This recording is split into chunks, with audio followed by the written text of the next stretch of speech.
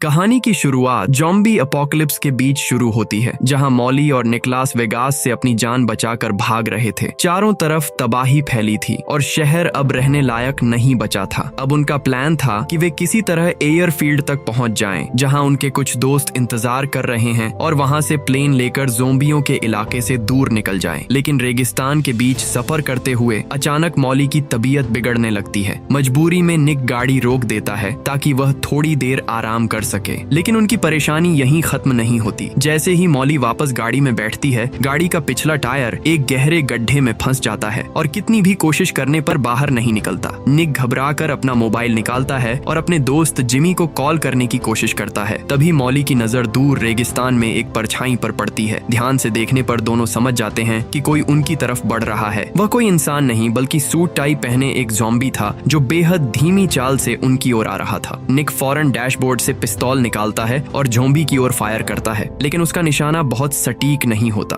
कई गोलियां चलाने के बाद वह ज़ॉम्बी के सीने में गोली मारकर उसे गिरा में कामयाब हो जाता है। लेकिन डर अभी यहीं खत्म नहीं होता, क्योंकि कुछ ही पल में वह ज़ॉम्बी फिर उठ खड़ा होता है और उनकी तरफ बढ़ने लगता है। अब दोनों के पास कोई और रास्ता नहीं बचता। वे जल्दी से गाड़ी में वापस बैठकर उसे स्टार्ट करने की कोशिश करते हैं, लेकिन टायर अब भी गड्ढे में फंसा था, जिस वजह से गाड़ी आगे नहीं बढ़ पा रही थी। मजबूरी में वे खुद को गाड़ी के अंदर लॉक कर लेते हैं और सारी खिड़कियां बंद कर देते हैं। बाहर ज़ॉम्बी पूरी ताकत से शीशे तोड़ने की कोशिश करता है, लेकिन वह नाकाम रहता है। कई घंटे बीत जाते हैं और रात हो जाती है, लेकिन ज़ॉम्बी अब भी वहीं खड़ा रहता है, लगातार शीशे पर वार करता हुआ। हालात और भी खराब तब हो जाते हैं जब निक को एहसास होता है कि जल्दबाजी में वह अपना मोबाइल गाड़ी के बाहर गिरा आया है। अब उनके पास किसी से मदद मांगने का कोई तरीका नहीं बचता। तनाव के चलते दोनों के बीच बहस हो जाती है, लेकिन थोड़ी देर बाद वे दोनों शांत हो जाते हैं। अचानक उन्हें महसूस होता है कि बाहर सब शांत हो गया है। ज़ॉम्बी कहीं दिखाई नहीं देता। यह सोचकर कि शायद खतरा टल गया है, मॉली पीछे की सीट से टॉर्च निकालती है और निक के साथ मोबाइल ढूंढने बाहर निकलती है। मॉली को मोबाइल गाड़ी के पास जमीन पर मिल जाता है और वह खुशी खुशी निक को बताने के लिए पलटती है, लेकिन तभी सब कुछ एक पल में बदल जाता है।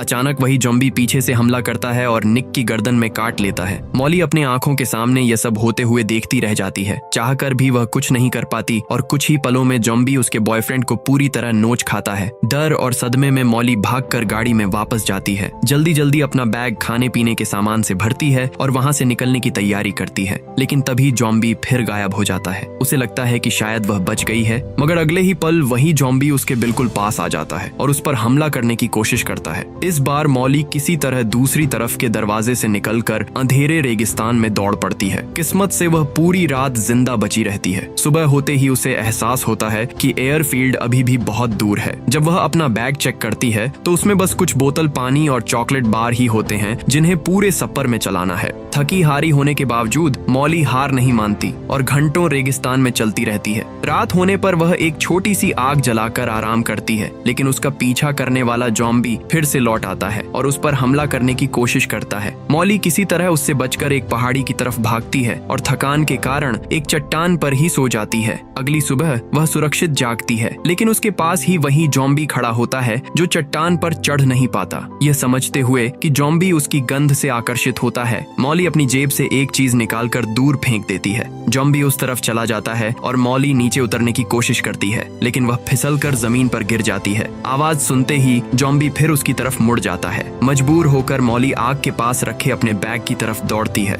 ज़ॉम्बी फिर उसका पीछा करता है, लेकिन मॉली समझ जाती है कि वह बहुत धीमा है। डर के बीच वह उसका मजाक उड़ाने भी लगती है और सफर जारी रखती है। कई घंटों बाद वह ज़ॉम्बी को पीछे छोड़ देती है, लेकिन अब उसके पास पानी लगभग खत्म हो चुका था और गर्मी से उसकी हालत बिगड़ने लगती है। तभी रेगिस्तान के बीच उसे एक खाली पड़ा हुआ घर दिखाई देता है। वह अंदर जाती है, लेकिन वहाँ न तो खाना मिलता है और न ही पानी। एक कमरे में पड़ा पुराना गद्दा देखकर वह थोड़ी देर आराम करने का फैसला करती है, लेकिन अचानक उसे किसी की कदमों की आवाज सुनाई देती है। उसका डर सच हो जाता है। वही ज़ॉम्बी जो उसका पीछा कर रहा था वह घर में घुस आता है। मॉली भागकर बाथरूम में छुप जाती है और शॉवर के पर्दे के पीछे खड़ी हो जाती है। ज़ॉम्बी उसकी गंध सूंघकर वहीं पहुंच जाता है। हालात और भी भयानक तब हो जाते हैं जब बाथटब में एक बिच्छू उसके शरीर पर रेंगने लगता है। बिना कोई आवाज किए मॉली खुद को संभालती है। आखिरकार ज़ॉम्बी वहां से चला जाता है। मौका मिलते ही वह बिच्छू को मारती है और चुपचाप घर से निकल जाती है। बाहर आकर वह फिर से जिमी को कॉल करने की कोशिश करती है, लेकिन अभी भी नेटवर्क नहीं मिलता। उसका आखिरी पानी भी खत्म होने वाला था और दूर दूर दूर तक कोई बस्ती नजर नहीं आ रही थी। निराशा के बीच अचानक उसे फिर वही ज़ॉम्बी दिखाई देता है जो अब भी इंसानी मांस की तलाश में था।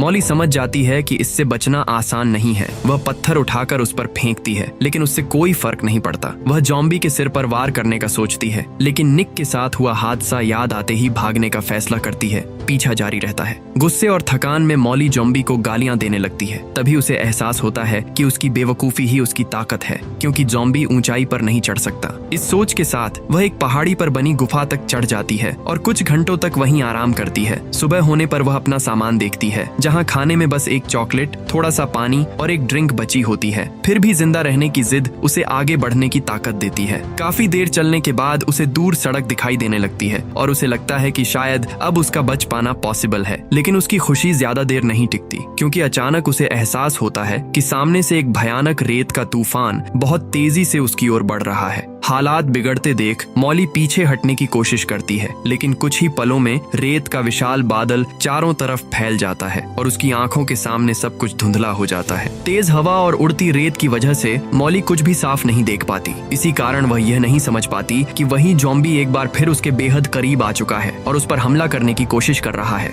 फिर भी हिम्मत जुटाकर मॉली किसी तरह उससे खुद को बचा लेती है, लेकिन तूफान की ताकत इतनी ज्यादा होती है कि वह उसे जमीन पर गिरा देती है और मॉली बेहोश हो जाती है। कई घंटे बाद जब रेत का वो विशाल बादल छंट जाता है, तब वहाँ सिर्फ मॉली ही बची होती है, और वो भी जिंदा। वह धीरे धीरे होश में आती है, उठती है, और तभी उसकी नजर सड़क पर से गुजरते एक ट्रक पर पड़ती है। वह पूरी ताकत से मदद के लिए चिल्लाती है। ट्रक रुकता है और उसमें से दो दोस्त टेड और जेसन नीचे उतरते हैं। वे तुरंत मॉली को पानी देते हैं और उसे गाड़ी तक ले जाते हैं। गाड़ी में बैठकर मॉली उन्हें बताती है कि वह एक एयरफील्ड की तरफ जा रही थी, लेकिन रेत के तूफान में उसका बैकपैक कहीं खो गया। ये जानकर दोनों दोस्त बैकपैक ढूंढने निकल जाते हैं और इस दौरान मॉली को पहली बार आराम से बैठने और सांस लेने का मौका मिलता है, वो भी तब से जब से उसका सामना ज़ॉम्बी से हुआ था। वह अपने मोबाइल फोन की बैटरी भी चार्ज कर लेती है, लेकिन जैसे ही वह गाड़ी के सनरूम में लगे शीशे में देखती है, उसकी नजर एक तस्वीर पर पड़ती है, एक पिता और उसके बेटे की, जो अब मर चुके हैं। ये देखकर मॉली के मन में शक पैदा होता है, क्योंकि तस्वीर में दिख रहा युवक वही कैप पहने हुए था जो उन दोनों में से एक ने पहन रखी थी। उसका शक गहराता है और तलाश करने पर मॉली को एक जैकेट के नीचे कैदी की वर्दी मिलती है। अब उसे यकीन हो जाता है कि ये दोनों भागे हुए अपराधी हैं। कुछ देर बाद टेड और जेसन बैकपैक लेकर लौट आते हैं और मॉली से एयरफील्ड का रास्ता पूछते हैं। मॉली जगह बताने से मना कर देती है, बस उनकी मदद के लिए धन्यवाद कहती है और कहती है कि अब वह अकेले ही आगे जाएगी। लेकिन तभी दोनों अपराधी अपनी असली शक्ल दिखा देते हैं। जेसन मॉली के चेहरे पर कपड़ा बांध देता है और टेड उसे जबरदस्ती गाड़ी से बाहर खींचकर एक चाकू दिखाता है। वह धमकी देता है कि अगर उसने एयरफील्ड की जगह नहीं बताई तो वह उसे भी उसी तरह मार देगा जैसे उसने गाड़ी के मालिक और उसके बेटे को मारा था। अब मॉली के पास कोई और रास्ता नहीं होता और वह एयरफील्ड का ठिकाना बता देती है, लेकिन अपराधियों का दिल अब भी नहीं भरता। वे उसे गाड़ी के पीछे ले जाकर उस पर और ज्यादा हमला करने की कोशिश करते हैं। तभी इस बेबस और खौफनाक हालात में एक बिना उम्मीद के मदद सामने आती है।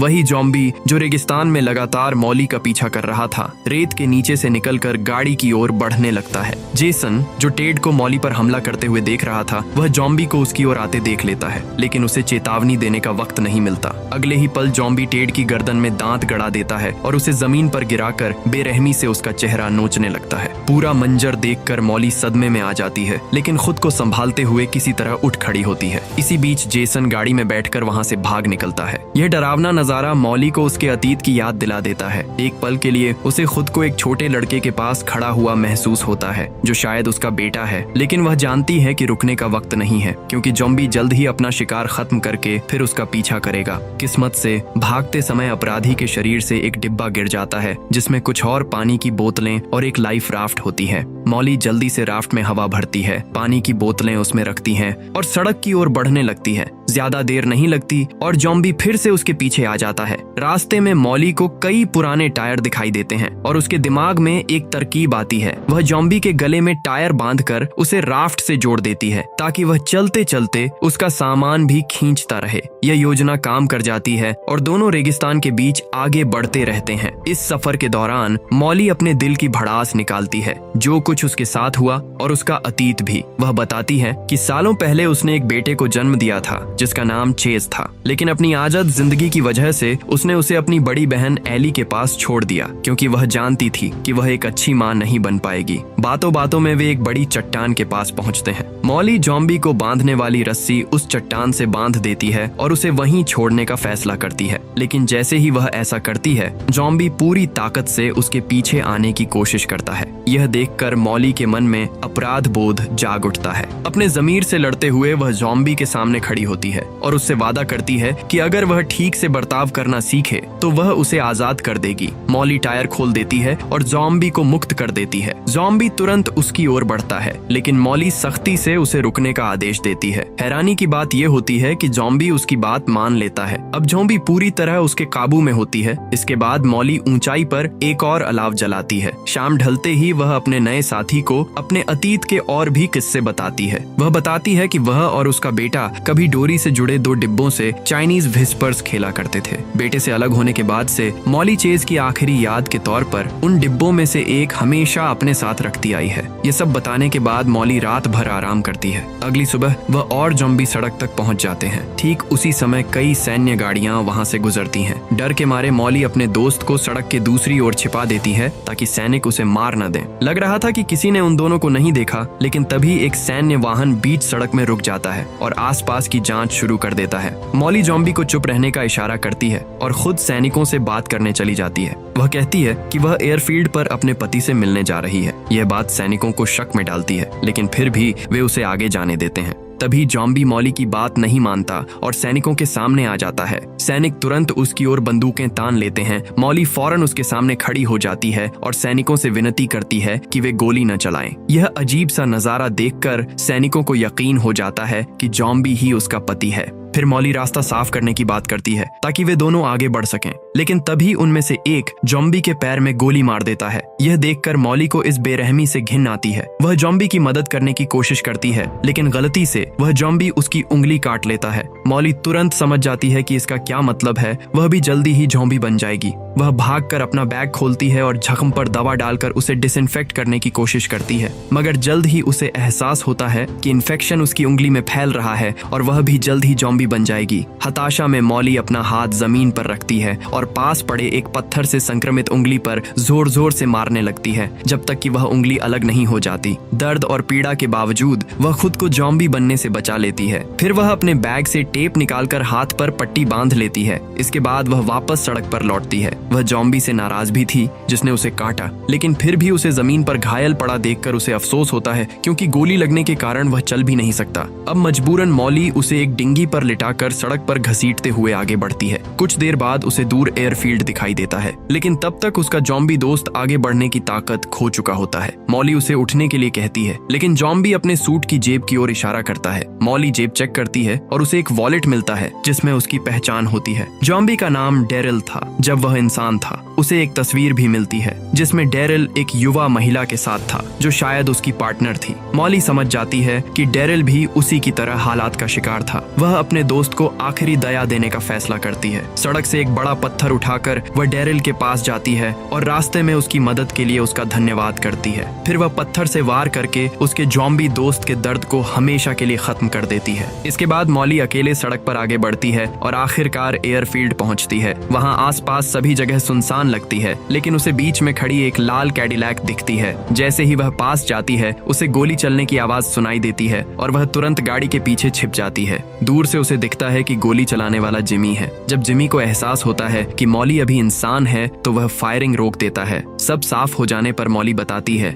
कि रास्ते में उसका बॉयफ्रेंड मर गया। जिमी भी बताता है कि उसे भी रास्ते में जॉम्बी मिले थे। उसका एक साथी काटा गया था, लेकिन उसने यह बात छुपाई। जैसा कि होना था, वह जॉम्बी बन गया और बाकी लोगों को भी संक्रमित कर दिया। लेकिन जिमी किसी तरह बच निकला और उसने उन सभी संक्रमित लोगों को एयरफील्ड के एक वेयर हाउस में बंद कर दिया। जिमी के साथ उसका मैकेनिक दोस्त रॉबी भी जिंदा था, जो शहर से भागने के लिए प्लेन ठीक कर रहा है। आखिरकार जहाज तैयार हो जाता है और तीनों मेक्सिको जाने की तैयारी करते हैं, लेकिन आखिरी पल में मॉली रुकने का फैसला करती है। उसे अपनी बहन और बेटे की चिंता सताने लगती है। वह एयरफील्ड के स्टेशन पर जाकर अपनी बहन को कॉल करती है, लेकिन लेकिन हर बार कॉल वॉइसमेल पर चला जाता है। मॉली को डर लगता है कि कहीं कुछ बुरा तो नहीं हो गया। वह बार बार कॉल करती है और आखिरकार दूसरी तरफ उसके बेटे की आवाज सुनाई देती है। लड़का बताता है कि उसकी मौसी और गोद ली हुई माँ कई दिनों से लापता हैं और वह अपने कमरे में छिपा हुआ है। मॉली अपने बेटे से वादा करती है कि वह उसे लेने आएगी और उसे तब तक छिपे रहने को कहती है।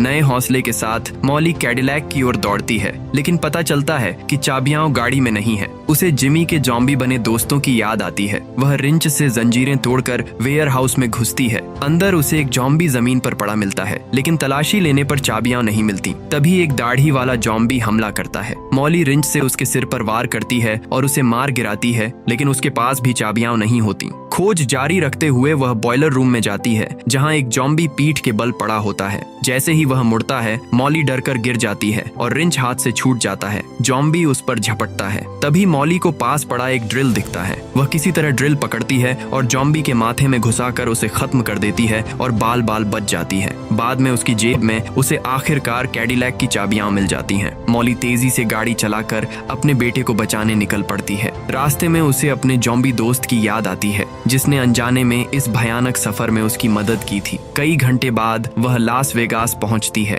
और उस मोहल्ले में जाती है जहां उसकी बहन एली रहती थी। घर खाली लगता है। वह फावड़ा उठाकर अंदर जाती है। किचन में उसे एली के पति की लाश मिलती है। फिर आगे बढ़ने पर उसे कांच के दरवाजे पर खून से लिखा संदेश दिखता है, जिसमें लिखा होता है कि एली को काट लिया गया था और उसने सब खत्म करने का फैसला किया। दूसरी तरफ एली का जला हुआ शरीर होता है ताकि वह जॉम्बी न बने और चेज को नुकसान न पहुंचा सके। टूटे दिल के साथ मॉली अपने बेटे को ढूंढती है, लेकिन कमरे में वह नहीं मिलता। वह रोने लगती है। तभी उसे चीनी विस्पर्स का कैन दिखता है, जिसे चेज बचपन से संभाल कर रखता था। अचानक उसे कदमों की आहट सुनाई देती है। फावड़ा पकड़े वह बाहर आती है, लेकिन सामने जॉम्बी नहीं बल्कि चेज का खिलौना टेंट होता है, जिसके अंदर उसका बेटा छिपा होता है। मॉली राहत की सांस लेती है, अपने बेटे को गले लगाती है और वादा करती है कि अब उसे कभी अकेला नहीं छोड़ेगी। दोनों शहर से भागने की तैयारी करते हैं, लेकिन सीढ़ियों से उतरते ही जॉम्बियों का झुंड दरवाजा तोड़ने की कोशिश करता है। मॉली अपने बेटे को पीछे रहने को कहती है और खुद आगे खड़ी हो जाती है। जैसे ही जॉम्बी अंदर घुसते हैं, मॉली फावड़े से हमला कर देती है। मॉली और चेज जॉम्बी अपोकलिप्स से बच पाए या नहीं, ये एक रहस्य ही रह जाता है।